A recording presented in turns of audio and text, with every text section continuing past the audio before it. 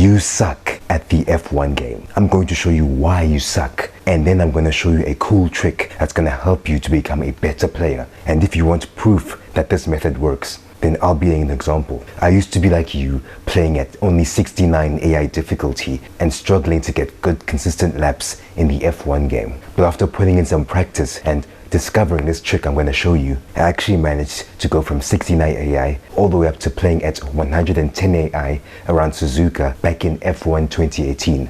And these days, I can easily keep up with 100 AI around most tracks in the most recent F1 games, except for Monaco for obvious reasons. So I'm going to show you an example of what you are doing, and then I'm going to show you the improved method that's going to give you multiple benefits. Now, not only will this method help you to drive faster in the game, it will also help you to be smoother in the game, which should help reduce front tire temperatures and also reduce front tire wear. And it'll also make you more accurate on the steering.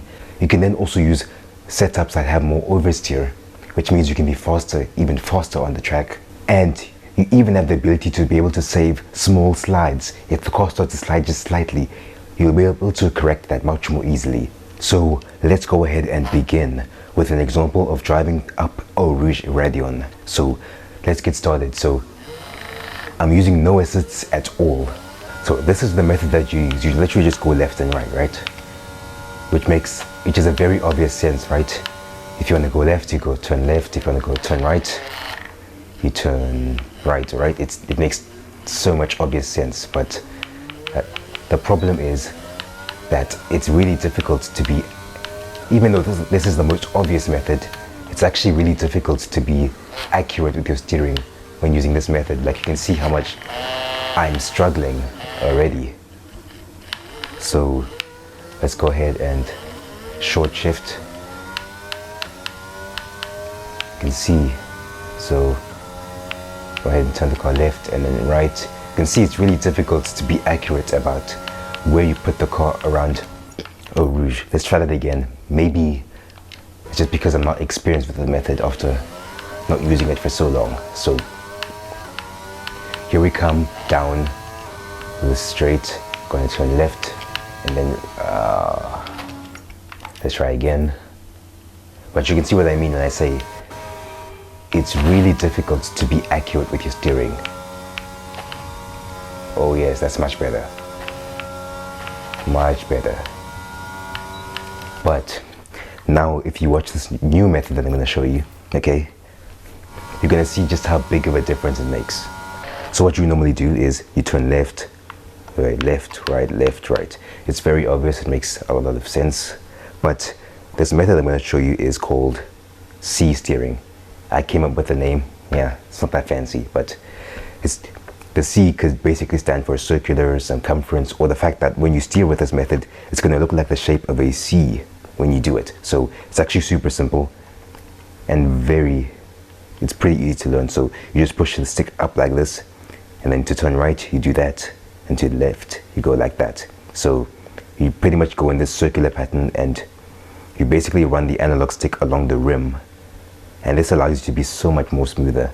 And there's actually this lap that I did back in F1 2018 on my YouTube channel, which I posted there, and was actually top 500 in the world. And it's all because I used this technique to steer. So let me give you a demonstration around Eau Rouge, like I was going to say. So I'm going to get into this chicane. You can see I go in this circular motion. And you can see how it's slightly easier to save spins now as well. So here we come, hitting the brakes, trail braking, turn the car in, careful in the power, short shift. Okay, and here we come. So left, right. See, I even touched the apexes. That's how easy it was. And I did all that while commentating. So you can see how big of a difference this method makes to your driving. So next we're going to go over to Suzuka, where I'll show you how well this method works. Okay, so I actually went onto Reddit and I asked the question, what is the hardest corners that you find on a controller? And just about everyone said it's some form of S-curve, whether it be the Suzuka S's, the Mexico S's, the ones we find in America, or the worst ones ever, which was in Vietnam back in F1 2020.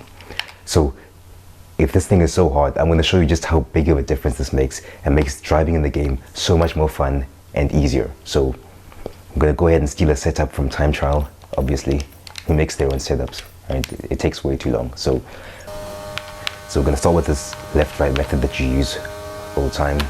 Once again, still with no assists, so it's really difficult trying to do this while using no assists as well. And recording a video at the same time. So here we are, approaching turn 1, turn the car in. Oh my goodness, we missed the apex by a mile.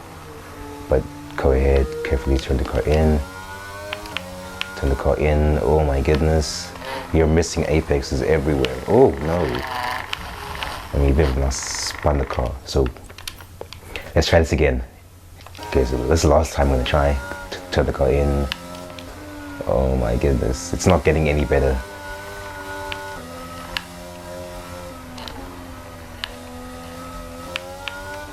It is just not getting any better at all, so screw that. Now I'm going to show you the method. Okay, once again, remember, circular, same as circle, just like that. Left, right, and then I'm going to go ahead and get on the power, and here we are on the straights. And now you're going to see how much easier it is to carry speed into this corner and all that stuff. So turn the car in. Oh my goodness, whoops. But I can see we do this, turn the car in, lift a little. Oh my goodness, the car's gonna spin. You can see, look at that, oh, almost made it through cleanly, but you can see, even if that's a mistake, we actually got so far before we actually made a big mistake. And we were actually able to more successfully navigate the course. So let me show you this one more time. This time with no commentary, just to show you the potential of this method.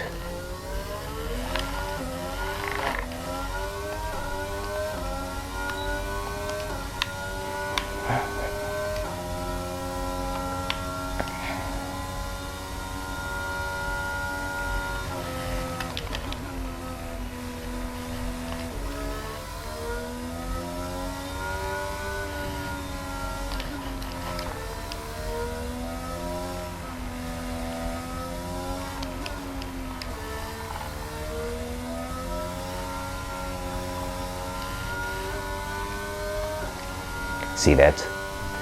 And even watch the diagonals now. Look at that. Ooh, just like that.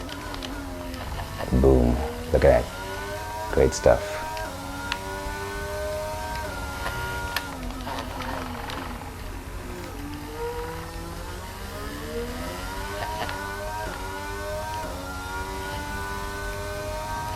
Look at me, bro. I'm not even spinning. Now let's try 130. What, is this 130R? No, it's not. It's spoon. Look at that. The car was starting to slide there, and I was even able to control that slide. It's just very, very subtle.